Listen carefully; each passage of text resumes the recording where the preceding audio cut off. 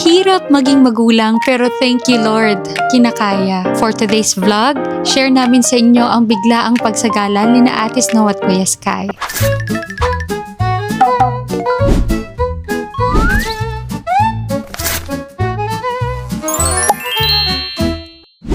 May 31. Grabe.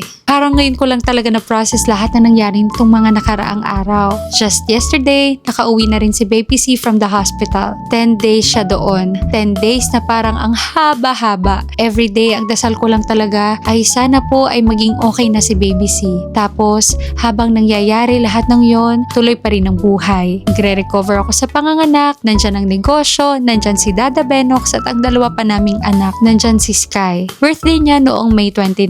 Honestly, guilty ako. Parang feeling ko hindi ko nabigay yung celebration na deserve niya. Pero nakita ko siya na masaya kung paano niya gustong i-celebrate yung birthday niya. Napaisip ako, siguro hindi naman talaga kailangan maging perfect ang birthday celebrations. Basta't kasama niya kami at maramdaman niyang special ang araw para sa kanya. Sobrang okay na yon. Then today, May 31, Santa Cruz naman ni na Ate Snow at Kuya Sky. Isa na namang event na halos last minute ang preparations. Parang lahat ng nangyari nitong linggo, last minute na planning, last minute na tulog, last minute na lahat. Last year pa nga kami nasabihan na kami ang magiging ermana ngayong taon. Di namin nakalain actually na magbubuntis ako. Nagkataon naman na May ang Joko, which is also panahon ng Santa Cruzan. Nung na-admit nga si Baby C ay di na namin naisip pa na isali si na Ate Snow at Kuya Sky. Pero since may ilang oras pa naman to prepare ngayong nakalabas na kami, ginawan ko talaga ng paraan na makatupad kami sa commitment naming ito. Morning nga ng May 31 nang makahanap kami ng gown at suit na susuotin ng dalawang bata. Salamat Mami Gia sa palaging pag-assist sa amin.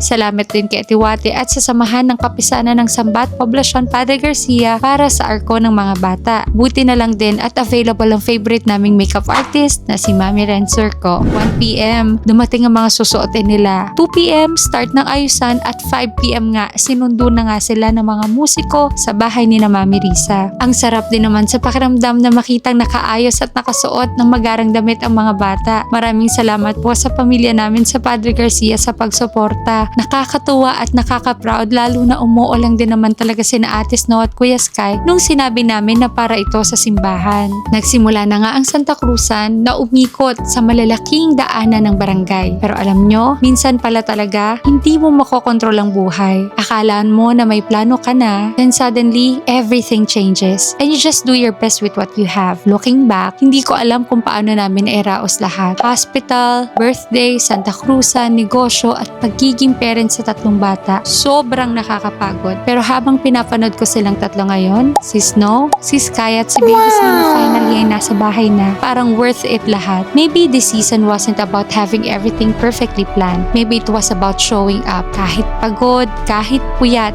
kahit hindi perfect because one day, hindi na nila maaalala kung gaano ka-rush ang preparations. Ang maaalala nila, present kami at magkasama kaming pamilya. Hindi kami pinabayaan ni Lord. Sa dami ng pagkakataong akala namin hindi na namin kakayanin, siya pala ang nagbibigay sa amin ng lakas sa bawat araw. Hindi man naging madali ang mga pinagdaanan namin itong mga nakaraang linggo, pero bawat problema ay sinamahan niya kami hanggang sa malampasan namin. Kaya kung may isang bagay akong gustong iuwi sa vlog na to, hindi man namin kontrolado ang lahat ng mangyayari sa buhay. Alam namin kontrolado ito ng Diyos. At sa bawat panalangin, bawat luha at bawat pagsubok, faithfully, God always makes a way. Thank you po Lord, hindi dahil naging madali, kundi dahil hindi niyo po kami iniwang lumaban ng nag-iisa.